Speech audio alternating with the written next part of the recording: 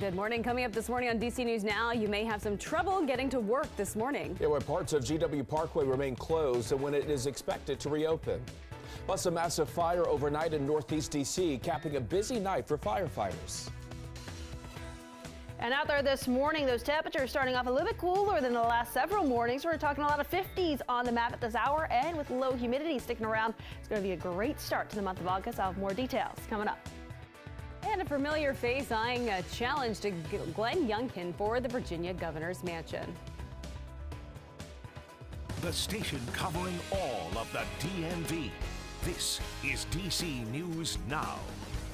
Good morning. Your time right now is coming up on 6 o'clock on a Tuesday morning. Feeling much more comfortable when you head out the door this morning. It's actually cool in some areas. Well, good morning and thanks for starting your morning with us. I'm Tanaya Wright. Yeah, good morning to you. I'm Corey James. Shanika have more in your roads in just a moment. But first, Jackie, let's turn things over to you. I often blame you for the bad weather, but I think we should say thank you today. Yes, you're welcome. I mean, it almost feels like you should turn off the AC and open up the windows, allow that nice cool air and comfortable air to come in, just because we're seeing low humidity and a lot of those areas, especially in the suburbs, starting off into the upper 50s at this hour. That includes 57 right now in Frederick, Manassas. You're also starting at 57, 59 in Waldorf, into the upper 60s right now in DC, 60 in Hagerstown. We're seeing those 50s, especially back over towards the west. Notice Woodstock and Luray coming into low 50s at this hour. That temperature difference running right around 5, even close to 10 degrees cooler than we were yesterday morning around this time. We're also noticing that lower humidity, a lot of those dew points settling into the 50s, and that'll be sticking around through the day today.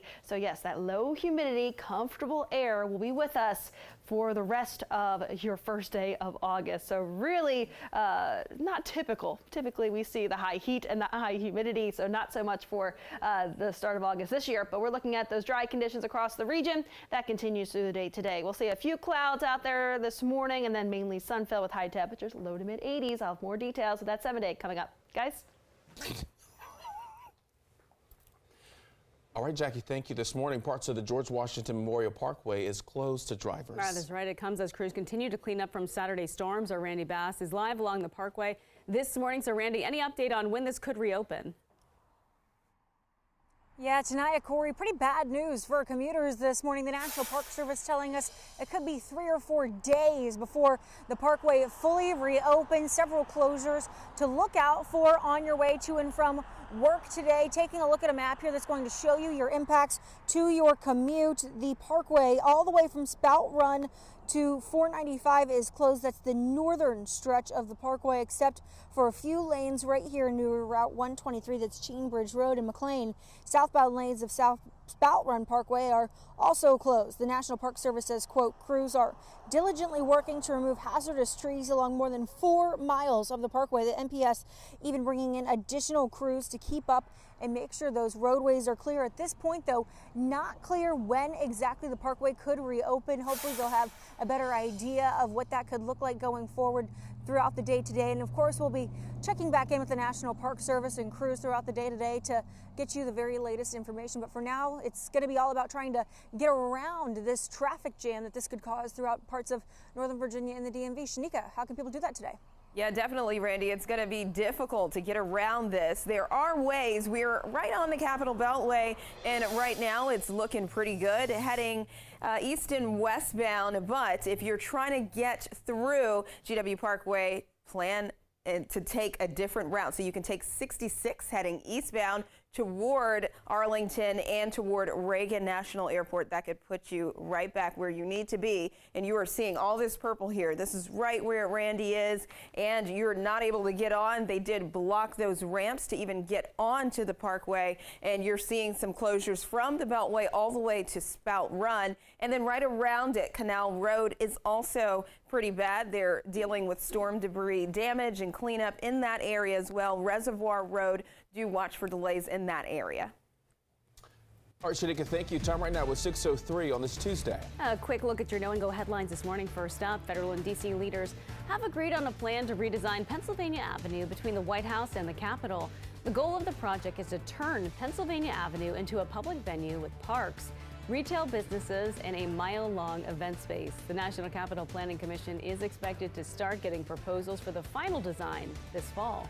And Prince George's County Public Schools is adding 6 new schools this fall. It includes 5 middle schools and a K-8 academy. The buildings have been more than 2 years in the making. Officials say the changes will add 8,000 new seats to the district.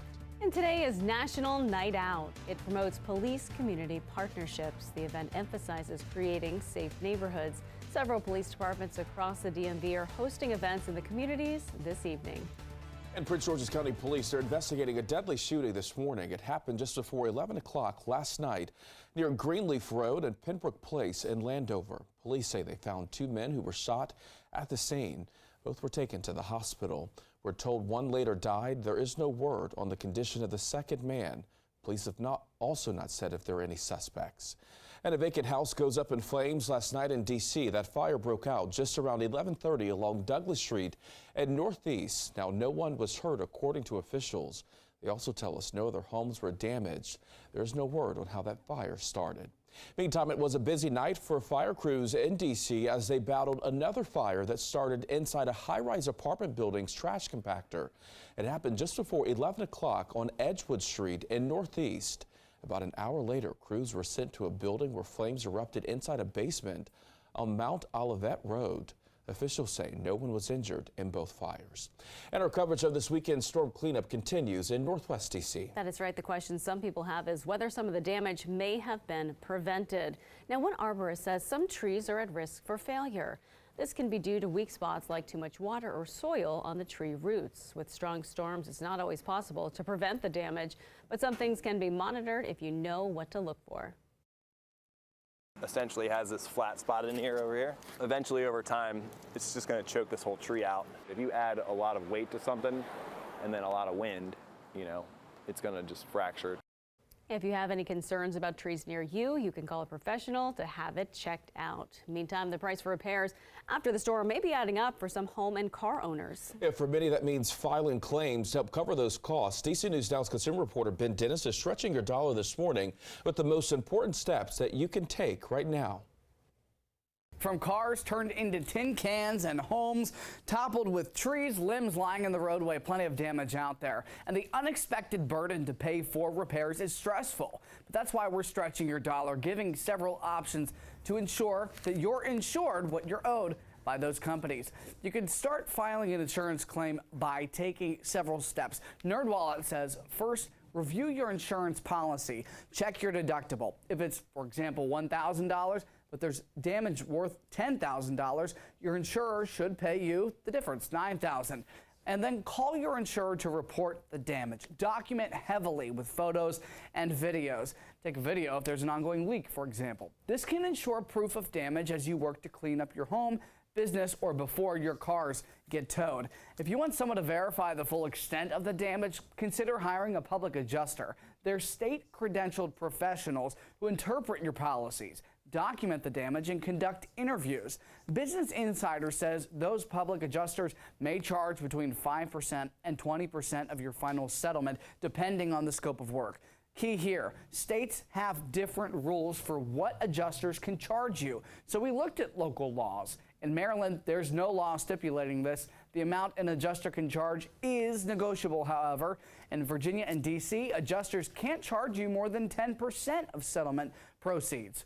And to verify that you're getting a reputable adjuster, get your adjuster's license number and search them online. In Maryland and D.C., visit statebasedsystems.com. This is through the National Association of Insurance Commissioners. Virginians, visit the State Corporation Commission website. Ben Dennis, DC News Now. Time right now was 6:08 in the district this morning. A major hurdle cleared for the Pennsylvania Avenue initiative. The National Capital Planning Commission announcing 6 key stakeholders yesterday, including the National Park Service, the General Services Administration, and the Mayor's Office, all have agreed to a new vision for the stretch of road between the White House and the Capitol. Take a look at these images here. These are renderings of what the new Pennsylvania Avenue could look like. The idea is to turn Pennsylvania Avenue into a public venue with parks, retail businesses, and a mile-long week-long event space. The redesign would also prioritize pedestrians, bikers, and public transit over cars. Now, coming up this month, the Capital Planning Commission will begin accepting proposals for economic analysis and management plans. Later on this fall, members will begin accepting final design proposals based on 3 concepts that you just saw. The project is expected to be complete in 2026. Prince George's County announced 6 new schools are set to open this fall. The construction started about 2.5 years ago through a public-private partnership known as the Blueprint Schools program. The 6 schools include Drew Freeman Middle School in Suitland, Hyattsville Middle School and Kenmore Middle School in Landover, Sonia Sotomayor Middle School in Adelphi, Walker Mill Middle School in Capitol Heights, and Colin, L. Powell Academy in Fort Washington. Now they will bring 8,000 new seats for the school system. Meantime, families across the DMV, they're getting ready to head back to school, and to help, local nonprofit Cornerstones is hosting a back-to-school drive in Virginia. The organization is collecting new backpacks for students in grades K through 12. So just head on over to Cornerstone's main office in Reston between the hours of 9 a.m. and 4:45 on any day this week to make your donations. And back to school season also means that you want to make sure your kid is up to date on their vaccine. That is right. Here are some ways you can get your kids vaccinated in Fairfax County. The first way is to contact your health care provider. You can also schedule an appointment with the health department or at a school-based clinic. You can visit the Virginia Department of Health website to see which vaccines are required. And don't forget, DC News Now is also hosting a back-to-school supply drive. It's happening now through August 11th. You can drop off any new and unopened school supplies at any Andrews Federal Credit Union. Just scan the QR code on your screen right now for a complete list of locations to stop by.